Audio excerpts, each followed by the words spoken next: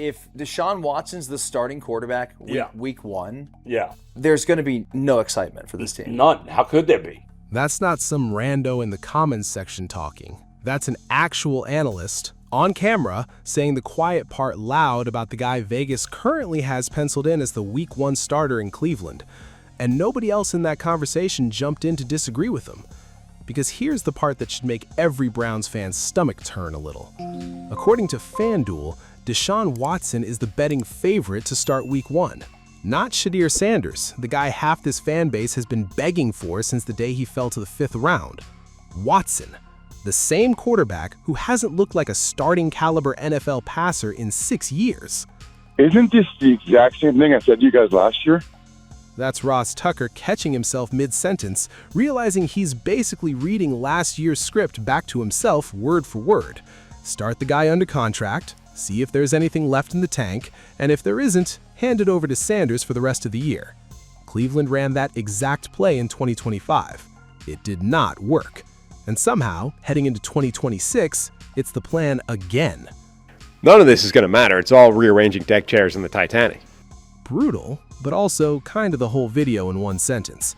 Cleveland can build the best offensive line in the division, trade for a legitimate star pass rusher, and stack one of the best young defensive cores in football, and it will not matter even a little if the guy taking snaps is either checked out or still figuring out how to play the position. And right now, Cleveland's actual plan at quarterback is running it back. Again. Todd Monken's arrival in Cleveland was supposed to be the reset button on this quarterback room, not a rerun of it. He's gone on record saying he believes he's got 2 starting caliber arms on this roster right now, a claim that got him more side-eye from the football world than actual agreement. Because starting caliber is doing a lot of heavy lifting when one of those arms belongs to a guy who's been the worst statistical starting quarterback in the league for most of the last 3 seasons, and the other belongs to a 5th-round rookie who posted some of the ugliest advanced numbers of any starter in football last year. And yet, here we are, staring at the exact same hierarchy question Cleveland has been asking since the day the Watson trade went through. Give Watson every rope he's got left under a brand new coaching staff, 4 or 5 games to prove there's still something there, and if it's not, hand the keys to Sanders for a real look. On paper, that sounds like a defensible plan. I don't think it makes sense to do it the other way. Meaning, don't start Sanders, bench him mid-season, and hand it back to Watson. Give Watson his shot first, get it out of your system, then move on to Sanders for the long look. It's the same coin flip Cleveland has made for 2 straight off seasons, and both times it's landed on the wrong side of the bet. Remember what this era actually cost to set up. Cleveland gave up multiple first-round picks and a fully guaranteed contract to acquire Watson, at a time when, at least on tape, he graded out among the same handful of quarterbacks who played in that year's conference championship games. That was the entire bet. Instead, they got benched games, a Baker Mayfield revenge tour that's outproduced him from another building entirely, and offensive numbers bad enough that national broadcasts have used Cleveland snaps under Watson as the actual floor for what rock-bottom quarterback play looks like in a modern NFL. It's been 6 years There's since no he's been good. chance. He's not good. No. That's the entire national perception of Deshaun Watson in one breath, and it's coming from people paid to find nuance in exactly these situations. There isn't any nuance left to find. 6 years removed from his last good football, and the phrase everyone reaches for is just no chance. So picture the real worst-case outcome here, because it isn't the one you'd expect. It isn't Watson throwing 3 picks in the opener and getting benched by Halloween. Honestly, that would almost be a mercy. The actual nightmare is Watson playing fine. Not great, not disastrous, just good enough for 4 or 5 weeks that Monken can't justify pulling him, and good enough across a full season that Cleveland finishes somewhere in the middle of the pack at the position. Did he play well enough that we're stuck with Deshaun Watson again, but not, so well that you feel good about it? That's the actual nightmare question, asked out loud by someone who covers this team for a living. Not is Watson good? Everybody already knows that answer. The real fear is Cleveland playing itself into thinking it owes this guy another contract, while the loaded 2027 quarterback class, the one Cleveland has been stockpiling extra draft capital to attack, plays out without them in the room. Think about it like a lease you can't get out of. Watson playing awful is a bad tenant you can evict in June.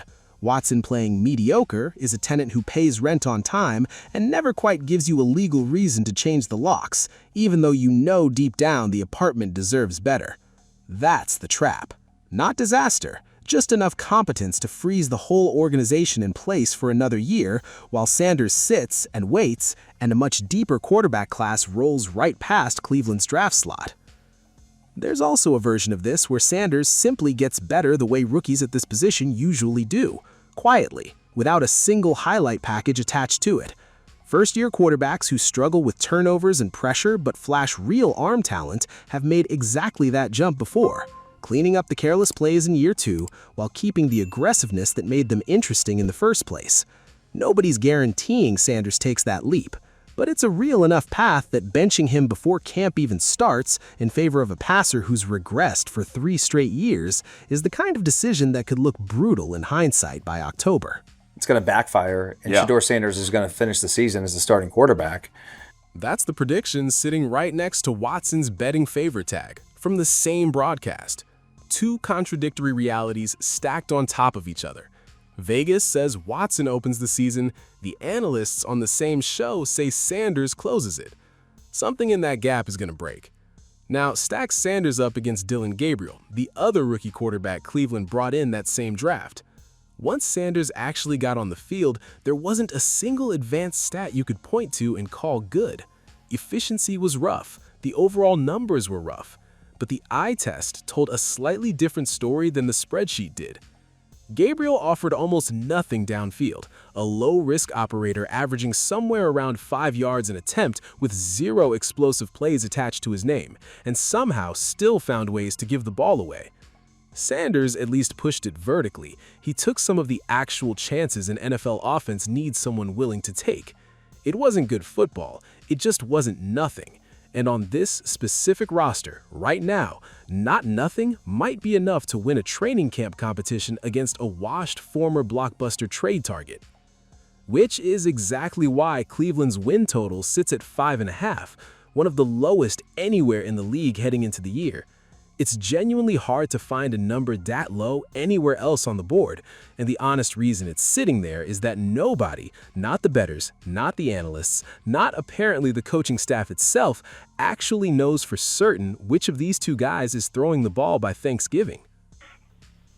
Well, there probably has to be some patience on the part of the Haslam family and Andrew Berry, and I think there is. I think one thing they deserve credit for the last few years is for A, patience, and B, having a realistic understanding of where they are as a franchise. And you can tell that by the trades they've made, certainly the Travis Hunter trade last year, the trade this year. I think if I'm a Browns fan, one thing I'm very encouraged on is that the front office and ownership are not delusional. That's actually a compliment coming from Ross Tucker, and it's the closest thing to a silver lining in this entire situation. Cleveland's brass isn't pretending it's a Super Bowl contender. It knows exactly where it is. But knowing where you are and still making the same quarterback mistake 2 off-seasons in a row are 2 very different things. And Todd Monken doesn't get an infinite runway to prove he's the guy who finally breaks the pattern. And it isn't just the quarterback room that got shaken up this offseason. Picture this the way a mob movie sets up its power struggle. Cleveland traded away Myles Garrett, the same player the front office swore up and down all offseason they would never move, in exchange for Jared Verse, a legitimate star in his own right, but still a clear step down from arguably the best defensive player alive. That's the read on why Jim Schwartz, the defensive coordinator who built one of the most distinct, disciplined fronts in the entire league over the last 2 years, walked the moment he got passed over for the head coaching job in favor of Monken.